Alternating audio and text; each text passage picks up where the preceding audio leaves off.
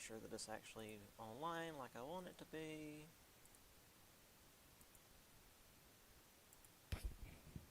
Okay, mute that.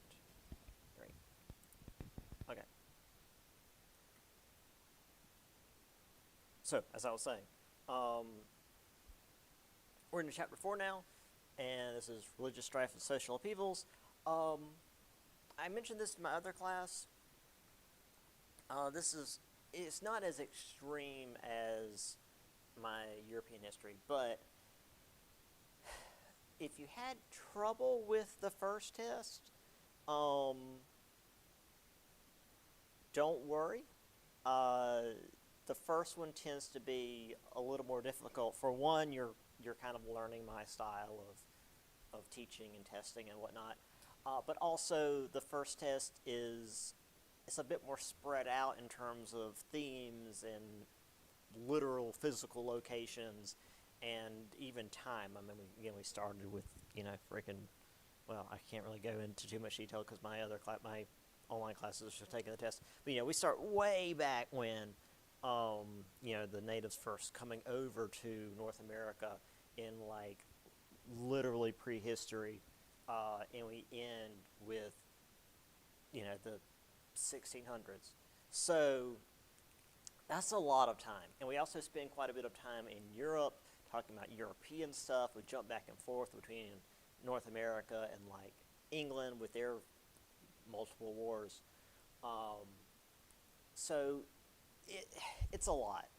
I like being kind of in the same place and gradually moving chronologically, which is what we're going to start to do here. Now we're still going to visit England now and then, but for the most part, we're going to be in the North American colonies.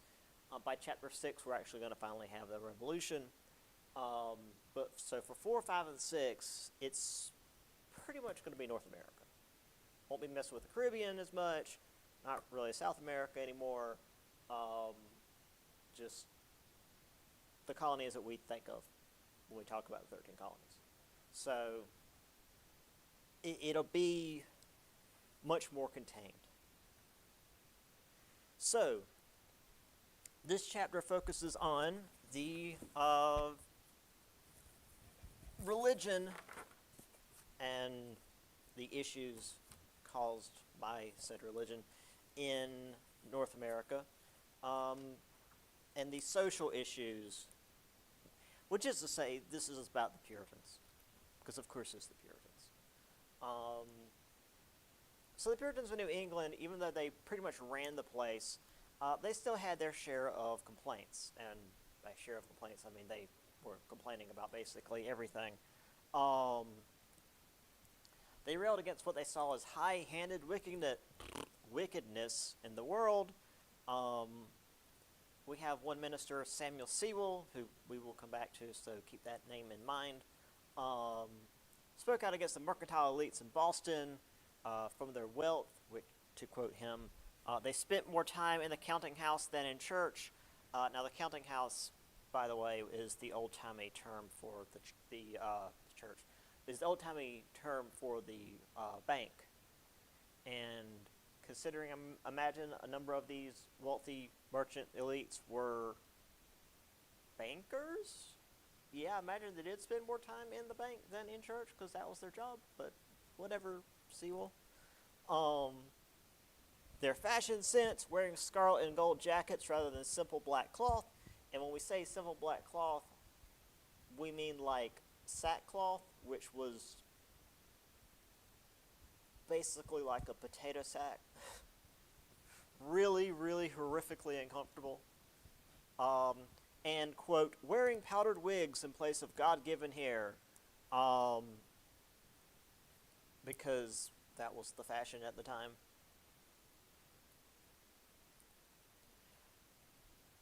Now, Sewall was, even among Puritans, a bit hot-headed, a bit extreme in how outspoken he was against the world. There were others like Cotton Mather. I believe he was the son of Increase Mather, the guy we I showed a clipping of last chapter, I believe. He tried to meld Puritan ideals with reality. Um, Now, he did complain about less colonists participating in religious feast days, which there's a whole thing about that, but we'll get into that a little bit later. I don't actually know if we talk too much about that here in American history because it's not as much of a thing with the king anymore. But he did want his son to become a, quote, more refined gentleman, which is to say he wanted his son to be, like, economically successful. He didn't want his son to wear black sackcloth and, spend all his time in church and therefore not make any money. He wanted his son to be part of, maybe not necessarily the mercantile elite, but at least part of the wealthy Boston economy. He even supported scientific advancements like the smallpox inoculation. And if you're not familiar with what that is, that's a really, really early and, to be fair, kind of dangerous form of a vaccine.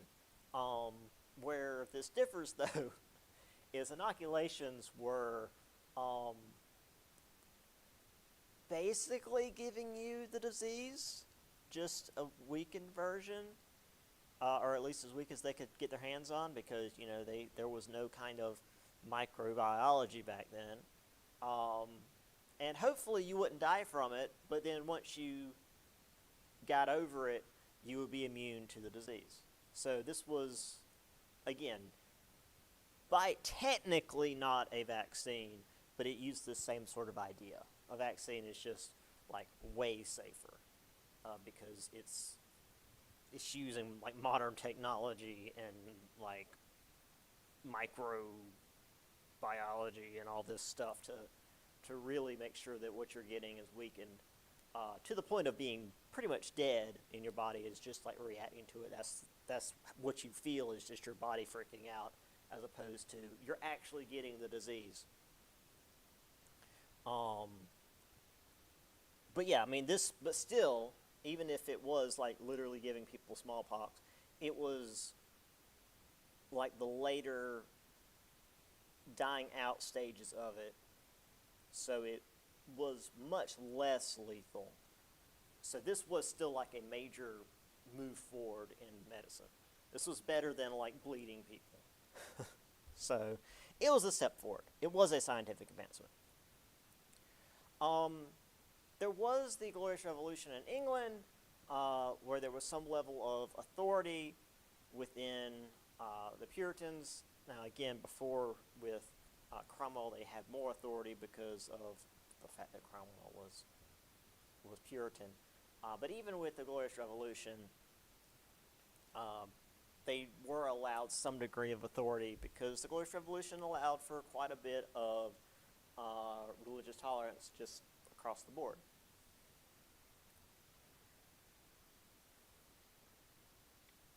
However, with King William's War, which, if I remember right, was yet another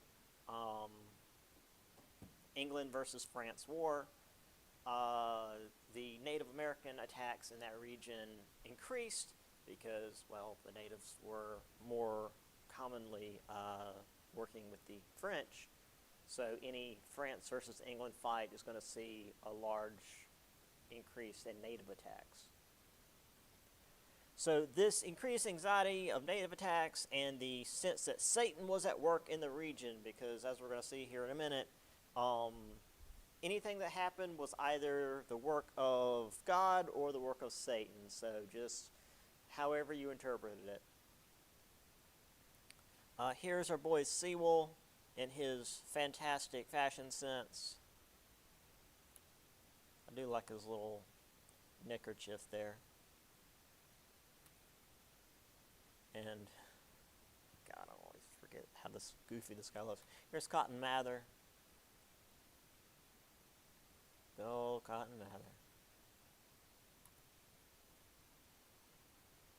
Speaking of constant England versus France wars, I recently ran into a thing online where this guy was taking his mother to the polls, and she's like registered blind, which is to say she isn't completely blind, but she's too blind to say drive.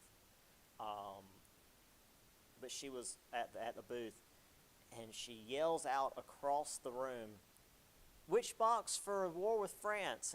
And according to the guy hosting it, everyone in the polling place cheers because again it's in England, and war with France is just like they've literally been at war for like 1,000 years. They've been at war since 1066, more or less, off and on, obviously. But yeah, that's an old England France joke. And also, they literally had 100 years war. They fought for 100 years over a bit of land in France while the Black Plague was going on. Black Death, bubonic plague, whatever. Anyway, so witchcraft. Since this is a history course, I can't just go. Anyway, Salem.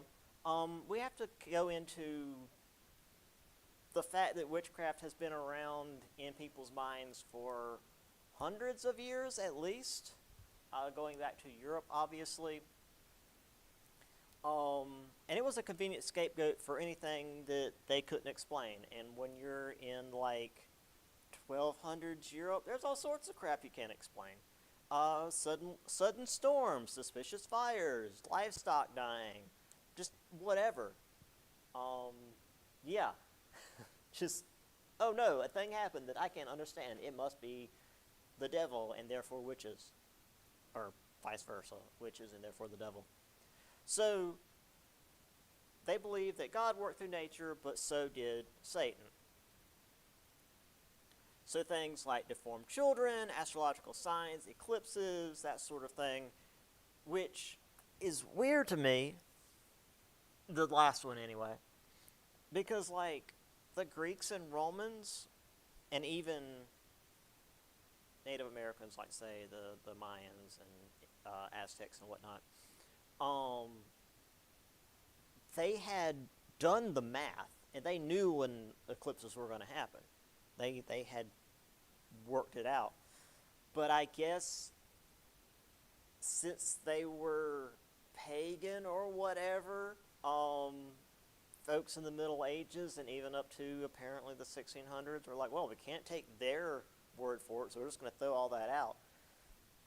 So when eclipses happened in the 1600s or before, it was completely unexpected because they didn't read their history. And I imagine that'd be pretty freaking scary. I was up in Anderson when that total eclipse came through in 2018, maybe? It was before 2019 because that's when I came up here, down here. Whatever. And even though we knew it was coming for years, because that's how astrological math works. But even though we knew it was coming, it was still real spooky. Like you're sitting outside and the sun's glaring down. It was the middle of June. It was hot. And then suddenly the sun disappears. And you're sitting out, in my case, I was in the parking lot of my apartment complex, and it's still, the heat is still radiating off the ground, but it's not coming down from the sky anymore because the sun is behind the freaking moon. The birds are all quiet because they don't know what's happening. It was weird. So I get that people would have been freaked out had they not known what was happening. But again, ancient people knew. We just lost a lot of that during the Middle Ages. So when it came time to blame people for being witches, anybody seen as outside the norm were typically suspected. This was often women, because welcome to the 1600s, especially if they were seen as quarrelsome, eccentric, or poor, because, well, it was a good excuse to get rid of them.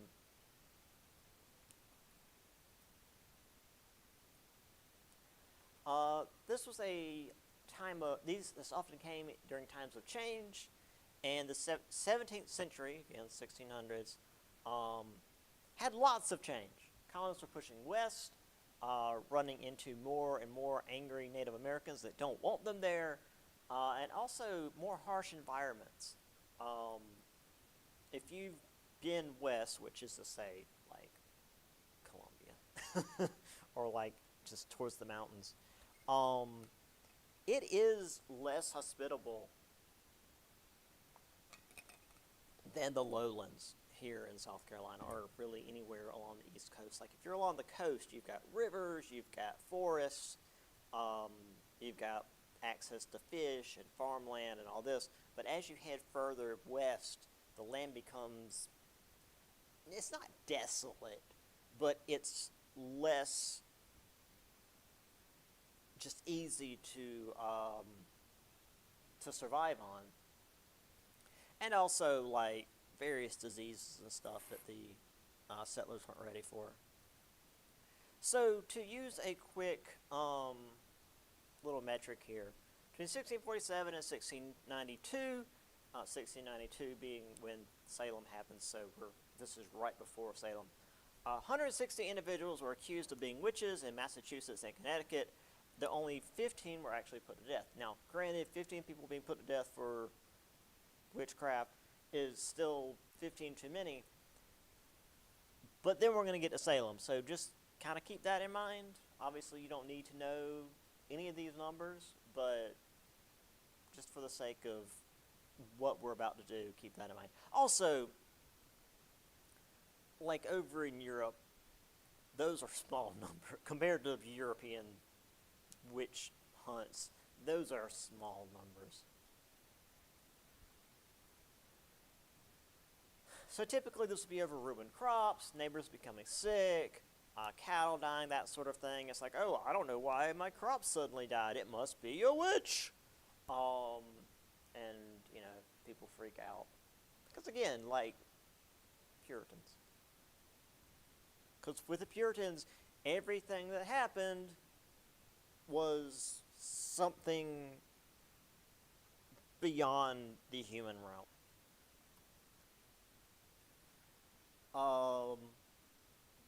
So again, most of those who were accused were poor, childless, or disgruntled women. Again, women who were seen as going against the society of the day. But sometimes there would be widows who had inherited property, which again we'll get into in just a little bit, and wanted to keep that property because male relatives and sometimes even neighbors would try to take their land because women can't have land. And if the women tried to keep the land that they had inherited from their dead husband, they were seen as being suspicious. So yeah. Anyway, here's some folks hanging out with the devil, I guess. He looks like a chill guy. I don't know why they have like crescent moon ass faces going on, but they've got some crazy chins. I don't know what's going on up here. Maybe this is like an old depiction of what they thought bats looked like. Because I mean, unless you actually see one sitting still, it's just a black shape just swoops by in the night. So maybe, I don't know. But you could also argue maybe they're just like big ass dragonflies. I don't know, but the devil's having a great time.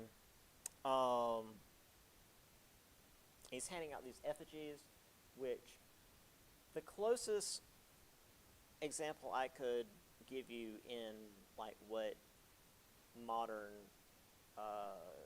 media would depict would be like voodoo dolls, but that's a completely different belief system and yada yada yada. But same idea, where like you have this effigy of a person, and usually you would need like something they owned or a piece of their hair or whatever, and then whatever you did to that effigy would affect the person. So same idea, different system. And I have something going on here. There's so much happening. There's a child like poking its head over the table. This person has scruffed a cat. I think the window blew open and everybody's losing their minds. Yeah, it's good stuff.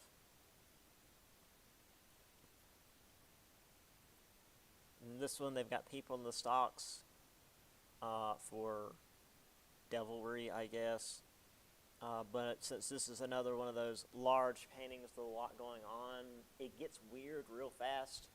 So you've got the one guy getting pulled to the stocks, which is sort of the focus of the piece. But then you've got the woman here who's already in stocks, and she looks like she's having a great time. She's clearly smiling. You got a kid hanging out the window over here, watching the whole deal. Everybody over here is having a great time, which that's pretty normal. Like, oh, haha, we're putting our own citizens in the stocks. We're punishing them for perceived devilry. Yeah, it's a whole thing. Anyway, on to Salem. This was the obviously the most famous of the American witch hunts. This was the early 1690s.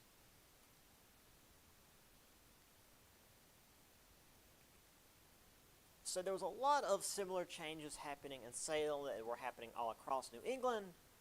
The Glorious Revolution happening over in Old England, I guess. More native attacks, new mercantile families coming in to butt heads with older farmers, which this is just like the most American thing, where you've had farmers who have been here for, 60 years, and now you've got new families coming in. They're like, oh, these dirty immigrants. It's like, what the hell, my dude? You've been here like a generation. Come on. But, there was also this new minister that was coming in. And this caused more problems than the book goes into.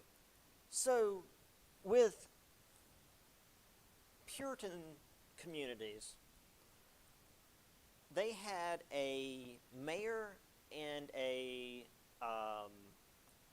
minister. And while the mayor technically ran the town, the minister was very much in charge of like the people's spiritual well-being. And when you're a Puritan, that's almost more important than the guy actually running the town. Salem had been without a minister for like a year, and that was a pretty big deal. So while they're dealing with native attacks and shifting political stuff happening in England, these new families coming in and disrupting the status quo of Salem, they don't have a dude in the church to help guide them spiritually. And again, Puritans, so everything to them is spiritual. If you're walking by the beach and a wave splashes you in the face, that was either God telling you something or Satan trying to piss you off. Like, that's Puritan mindset. When they finally did get a new minister, it was Reverend Samuel Parris. And Reverend Samuel Parris was not a local guy. He was from, I want to say Boston? I might be wrong there, but he wasn't from Salem. He was one of these new mercantile family guys, and he was kind of elitist. He looked down on the older families in Salem, and really, I mean, he didn't just look down on them, he spoke down to them, and they really didn't like this guy. So there was already a lot of pressure building up in Salem before the everything happened. So the fact that what happened in Salem happened isn't super surprising. It is kind of surprising that it went as far as it did, but the fact that something broke and everybody freaked out isn't just like completely unprecedented, because everybody was ready for an excuse, essentially. So it finally did happen. Reverend Samuel Parris' daughter, Parris's daughter and niece are discovered to be learning voodoo lore and exotic dances from his West Indian slave Tituba, or Tituba, however that's pronounced. Again, pulling from a different source than the book, but apparently one of the voodoo lore things they were learning was this like egg fortune telling thing, where you crack an egg into like a crystal ball, quote, but like it was a dish, and after it settled, you would look into it, and it would supposedly show you like a shape that was supposed to represent your like future husband or whatever. And these girls were like 12, 13, 14. They were teenagers, preteens, whatever. They were at that age where like hee boys, you know, they were in it, but again also Puritans, so like they were super repressed. So this idea of, hey, see who your future husband's going to be. I was like, oh, okay, that's cool. I mean, they had nothing to do in this Puritan society. So like, okay, well, you know, that's neat. However, supposedly, now again, once you start getting testimony from these folks, it starts getting a little fuzzy. Supposedly, they saw either the shape of a coffin or a skull when the egg yolk settled, and they freaked out. Because again, raised in this Puritan society, and they believed everything that happened was either from God or from Satan, and if they see a coffin and this thing that's supposed to tell the future, or a coffin or a skull, and this thing that's supposed to tell the future, that's probably from Satan. And they done goofed. And because, again, they're in this society that tells them that everything that happens is God or Satan, they basically had an anxiety attack. And that was very difficult to hide. So it was pretty obvious something was going on. So when they were confronted about why they were acting so strange, they blamed Tituba, because, you know, of course, we'd just blame the slave. But they also started pointing out other members of the community. An elderly female pauper, a homeless widow, you know, the usual witch suspects. Because, again, they were raised in the system of, if something weird happens, it's Satan, and therefore witches. And if it's witches, it's these kinds of people. So that's just what was in their mind. But then they started accusing people such as respectable church women, a minister, a wealthy merchant, even a 4-year-old child. So things started going off the rails. But unfortunately, because of the way this this witch stuff works, all these accusations had to be considered. Soon there was more than 100 accused, 80% of whom were women, because again, of course, 1600s. So the governor of Massachusetts Bay Colony in 1692 set up a special court to handle this, because Salem clearly couldn't handle it themselves. Things were getting way out of hand. He appointed numerous Puritan leaders to preside over this court, including Samuel Sewall. Told you we'd get back to him. The guy that was complaining about, you know, everybody not being poor Puritan ministers like him. So the evidence for these accusations typically came from so-called spectral evidence, which was evidence taken from dreams and visions. You know, that's hard evidence. I dreamed that I saw so-and-so consorting with the devil. which is an interesting thing because if you're accused of being a witch and consorting with the devil, then obviously you're going to be interrogated, and that can go one of two ways. You can either deny it, and then they're going to torture you until you confess, or you can confess right away and then say, but by the way, while I was consorting with the devil, I saw this other person. And that's going to drag more people in. Which resulted in 20 people being killed in this single event. So if you recall, just a couple slides ago, over the course of almost 50 years, we had 15 people being killed in all of Massachusetts and Connecticut.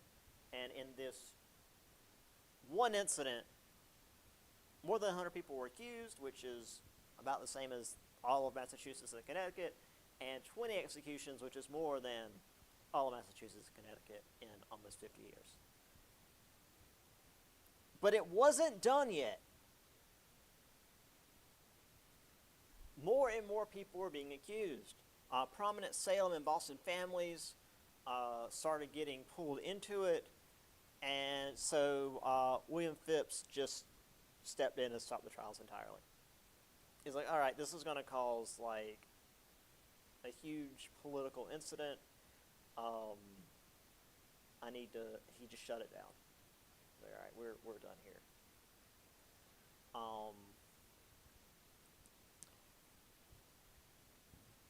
So obviously, nobody was witches.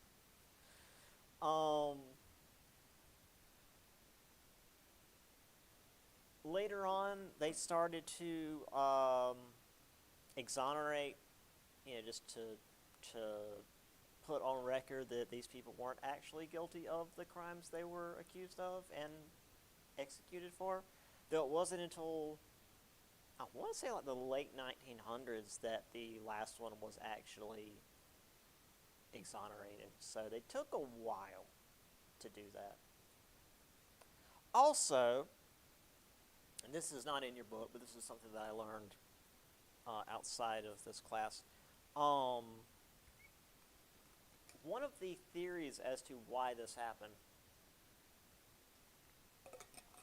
I think it was either a high school student or like an undergrad. Like it was not like a high-level researcher that did this, but they looked into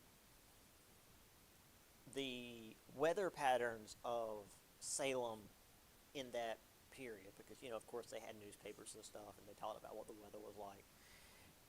And it seemed like Salem had a really wet summer that year. Like there was a lot more rain than normal, which would mean that the rice fields, the wheat fields were likely flooded to some degree. And if you get too much water in your wheat, there's a good chance they're going to get fungal infections. And one of the most common and dangerous fungal infections in wheat is called ergot. It still happens in more underdeveloped nations. It still happens, like it happens here in America, but we have, when you process wheat, it's supposed to get rid of that. Anyway, ergot, the fungus, it creates a neurotoxin. And when you get that neurotoxin in your body, it creates a couple of symptoms, such as muscle spasms, confusion, what was the other one? Like incoherent speech, dizziness, the sort of things that would look like a possessed person to a bunch of Puritans. So while we can't prove that's what it was, there's a pretty good chance that that helped to fuel this hysteria. So there is a pretty decent chance that these girls had ergot poisoning, and in addition to like all the stress and anxiety of being a teenage girl in Puritan America. Anyway, I've got a couple of images here. This one's fun. Oh no, she's calling in Satan, and this dude's like completely passed out on the floor. I like this guy over here. He's drawing his sword on that lightning. He's gonna fight the devil. He's an anime protagonist. Now most of the people who were killed were hanged. I think a couple of them were drowned, and I know one at least was crushed by stones, which is not a great way to go because that's slow. You don't get hit with a boulder like in Star Trek. Over in Europe, they typically went with burning you at the stake, babies included. So yeah, if you were accused of being a witch and you were pregnant, well, the kid's going with you.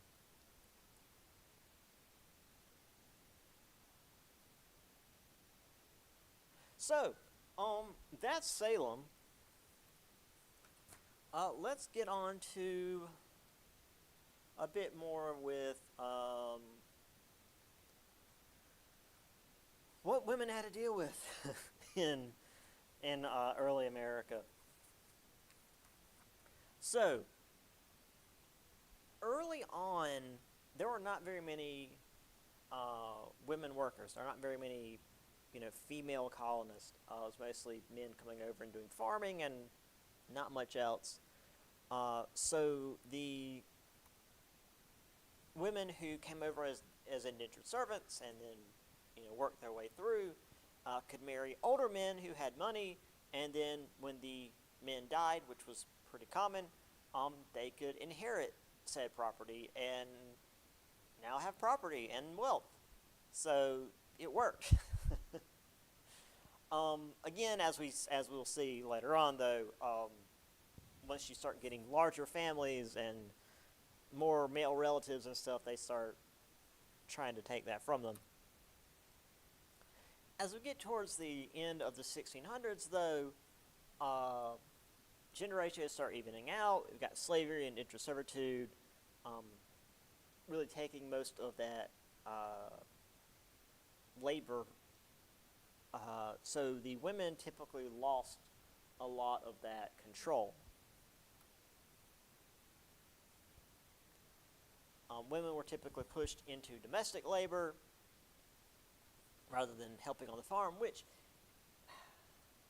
isn't entirely true. I'll get to that in a minute. They still did a lot of farm work. It's not like, oh, well, they're just going to be in the house, like spinning yarn and cooking food. Like, no, they were still out on the farm working, just not necessarily in the fields. So we have this English common law term, femme covert, or couvert, I guess if it's Old English. This defined a wife's legal status as being covered over, or to more directly translate, hidden behind her husband's, which, to explain that a bit easier, the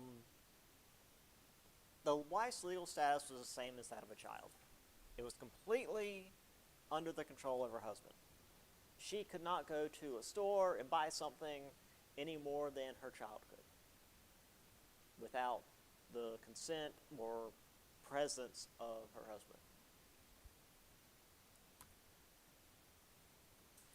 So obviously this led to, or this was because of the patriarchal family, which was the bulwark against disorder as the country became more diverse. And I promise we're talking about the 1600s. Because, you can't have women with power or diversity. You got to have patriarchy. It's got to fight disorder. To be more specific, though, this was especially sought out with wealthy families. They wanted to control where their sons and daughters married to build economic political alliances. So this was almost like royalty, where they wanted their sons and daughters to like marry other uh, sons and daughters from rich commercial families and build like political alliances with other. It's I don't know. Why can't you just have a freaking merger or something? Why do you have to marry your kids? It's weird. There was some degree of escape for women from their fathers and husbands, but most were trapped by the system, even after the death of said husband, because it wasn't just within the household, it was the entire society. Because again, like, if the woman's husband died, and even if she was given control of the property, and she were to go into town and try to buy something, they still might not let her buy anything because her husband's not there. It's like, well, my husband's dead. It's like, well, sucks to be you. Go somewhere else.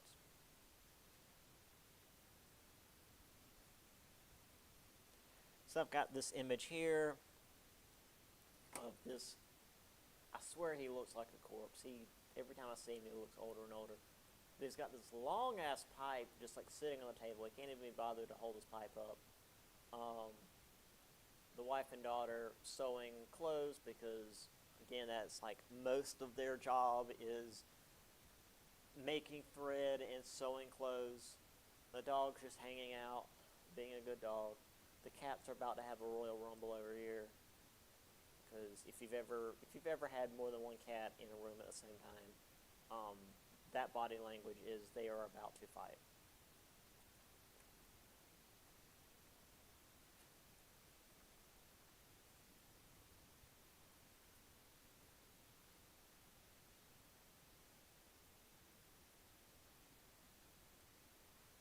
So, despite what it was on paper, the differences between men and differences between men and women,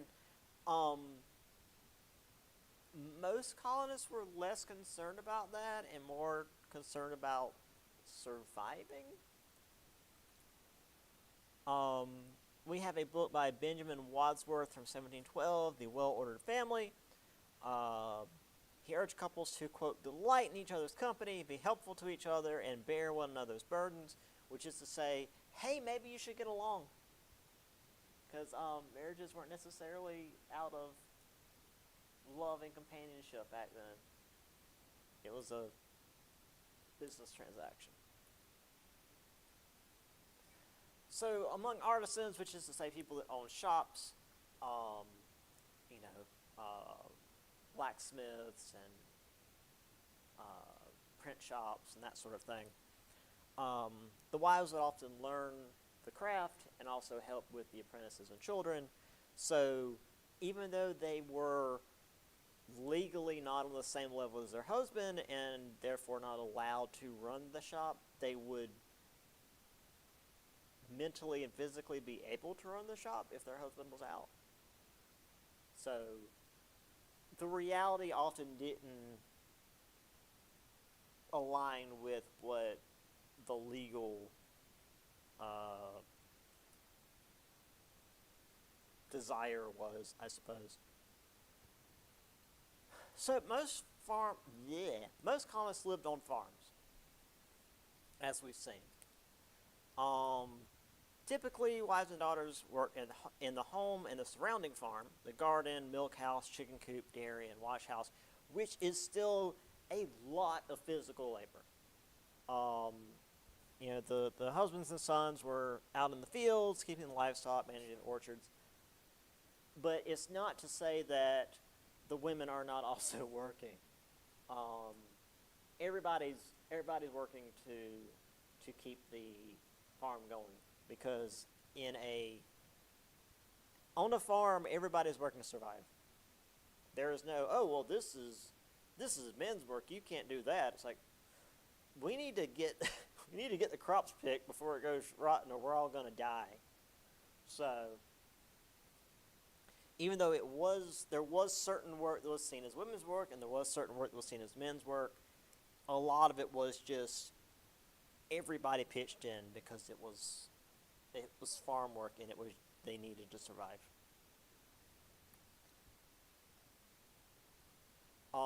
Now that said, this is another old myth of American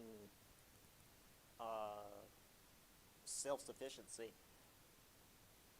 These families were not self-sufficient. They had to bring in servants, slaves, hired farmhands, especially when it was time for harvest, because as I believe I said in this class, when it was time for harvest, everybody worked. If your child could walk, they had to harvest. If grandpa could still walk, he had to harvest. If there was some rando walking down the street, hey bro, want to make a buck? Come help us harvest stuff. You had to harvest as quickly as possible because it will rot on the vine, and therefore you're losing money and potentially your livelihood.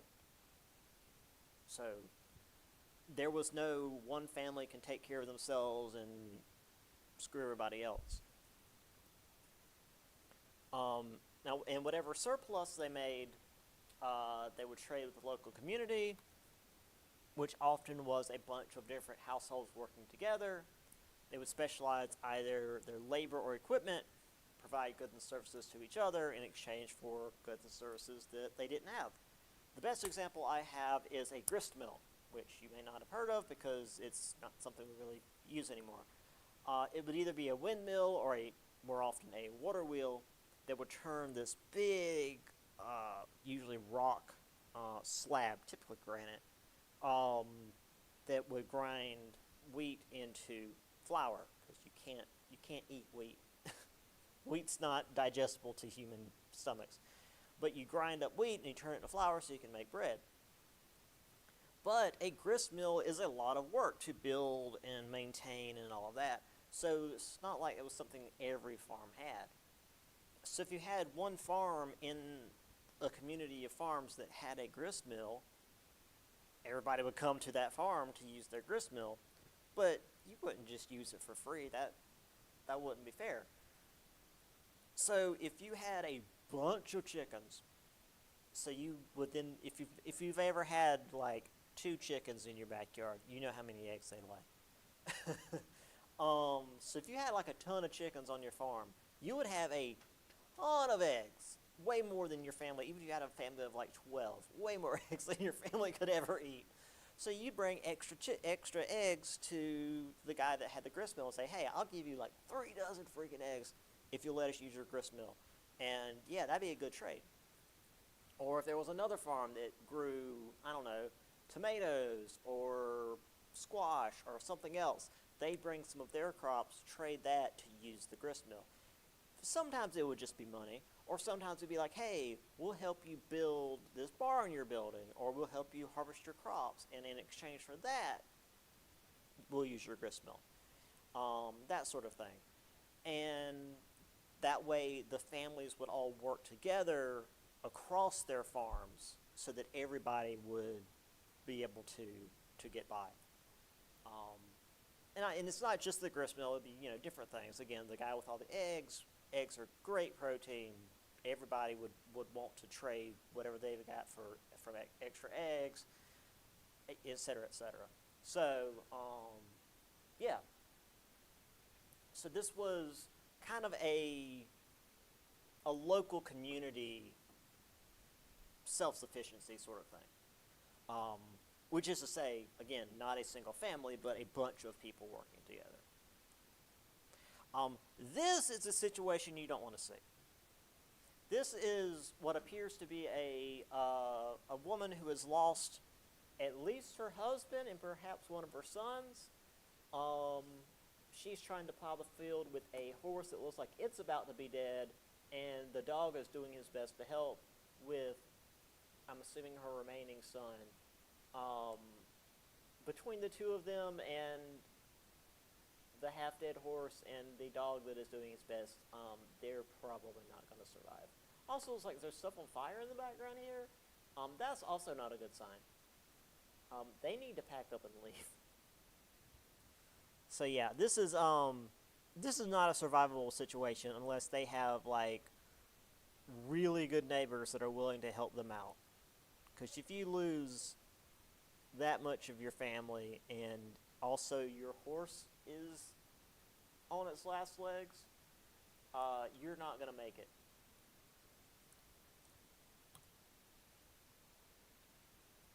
All right, let's get a little further along, because if we're talking about women, there's something that women have to do to, well, maintain the population. Because only women can do this. So while farm work required labor from both men and women, marriage was considered an economic institution as well as social and religious, because again, like I said, there wasn't necessarily like, oh, we're going to get married because we love each other. It's like, no, we need to work together to run a farm. The old days. Gradually, though, people weren't dying as much as they used to. Mortality was declining. By 1700, a woman who lived to 45 would have about 8 kids, which, I mean, honestly, that's about the average. You occasionally would see. I mean, I didn't make up that 12 kids thing just as a joke. That was also fairly normal.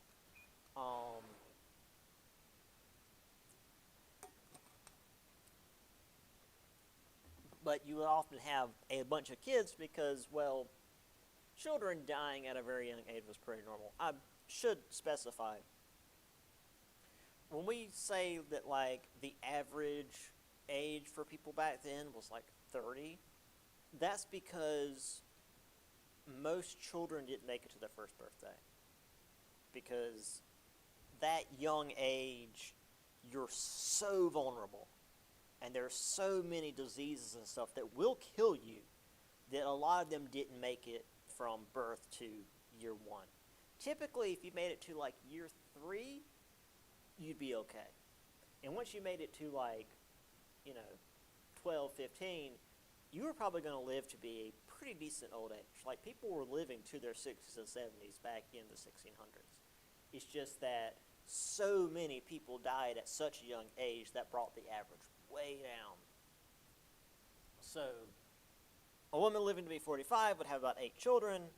Mortality rates in New England were lower, which is to say you died less often in New England. Whereas in the Chesapeake Bay, they were the highest because that's where all the mosquitoes were. That's where you got malaria. Again, children stood no chance. An adult can power through malaria sometimes. An infant, not so much. And mosquitoes don't care who they bite. Obviously, among Africans and African Americans, or the enslaved Africans and African Americans, fertility rates were much lower because of, well, the mistreatment and the lack of any sort of health care. It wasn't until the 1740s that they were actually reproducing faster than slaves were being imported into North America, which was important for what we'll get into later because, 1808 in England stopping the transatlantic slave trade. Of course, though, this depended on where they were working, whether it be domestic work or farm work, because farm work was going to be far more strenuous, and obviously the slave owners didn't care if a woman was pregnant. She still needed to be out there working her ass off.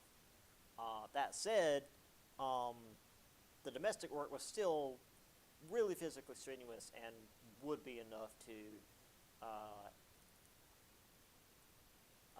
induce a stillbirth in many poor circumstances. So, not to say that, oh, well, the domestic servants were fine. Not necessarily.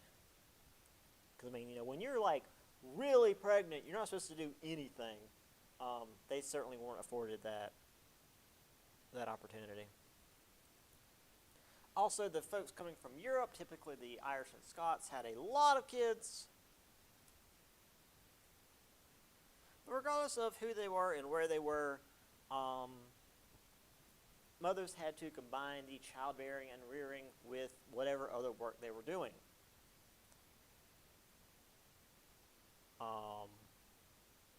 Some could afford nannies or wet nurses, but most had to fend for themselves because, just because you've expelled an entire human from your body doesn't mean you can't go right back to work. That's the American way, and it still is. Oh, wonderful.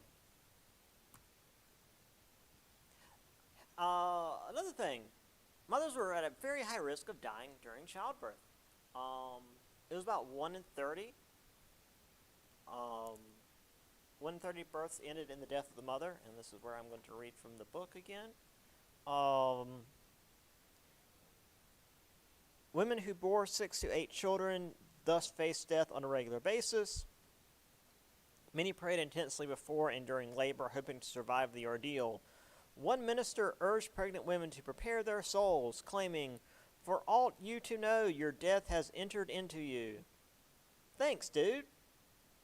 Wonderful. Stress doesn't help.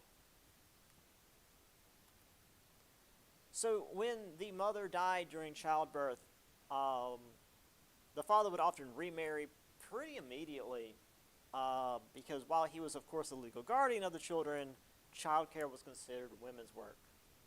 So, that's great. Let's see, do I have? All right.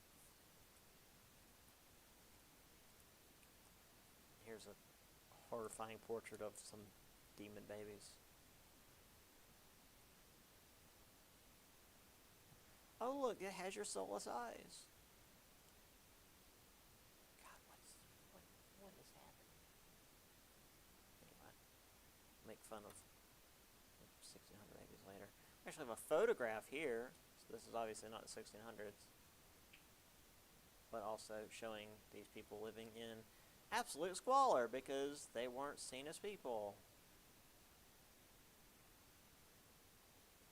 Alright, I know we only got a little bit of time left, but if I get through this, we will be caught up with Tuesday, Thursday, so let's try and do it. I was late starting today. So despite the patriarchal order, things did not always conform with reality, which I've kind of already said. There were reports of domestic violence, ads for runaway spouses, petitions for divorce, legal suits charging rape, seduction, or breach of contract, because, again, marriage is a contract, so if you break the marriage contract, it's considered like a contract breach. Yep. Obviously, if women reported men mistreating them, it didn't always go very far because who listened to women in the 1600s or in America? Still, though, if they used it well, this gossip could be wielded as a weapon. Because most people live in small communities, if the wives of these abusive husbands could convince the town, rightfully so, that her husband was an abusive piece of shit, the town could just refuse to work with the guy. If all the shops refuse to trade with him, they refuse to sell him stuff, they refuse to buy stuff from him, he's going to have to move to another town. He's going to have to leave, and therefore she's not having to deal with his abusive ass anymore. So, it works. It's not a legal recourse, but, it gets the job done. Now, obviously, this wasn't always the case, but it was an option sometimes. Obviously, divorce was very difficult, and it was very much up to the husband. So again, if he didn't want to let the divorce happen, which again, weird that that's not something that's like, oh wow, that's crazy that that was a thing in the past and not something that we got like politicians talking about today. Anyway, but even if like it was completely consensual on both sides, where they're like, yeah, you know what, this marriage thing isn't working, we should get a divorce and just get it over with. They had to go to the city council to get the marriage ended. But the city council, especially up in New England, was typically chaired by church leaders, which is to say, the Puritans. So, they didn't always have the opportunity. They wouldn't be allowed to divorce because the Puritans wouldn't let them. So that was a thing. Women who had money had some level of power.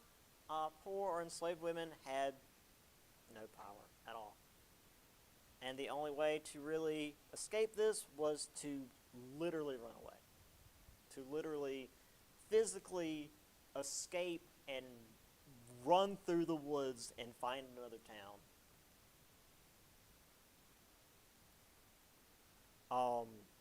The only other thing they really could do was to turn to sisters or other female friends for help, because the traditional sources of stability and safety, their fathers or ministers, were more interested in maintaining control than actually helping the women who were in trouble, because the women who were in trouble were more of a problem than whatever their problem was. Because, patriarchy. Just real quick before we, is that it for that one? Yes. Real quick before we go. I've got this, the Life and Age of a Woman, which is just like showing her from like a little child being represented by a gazelle to like her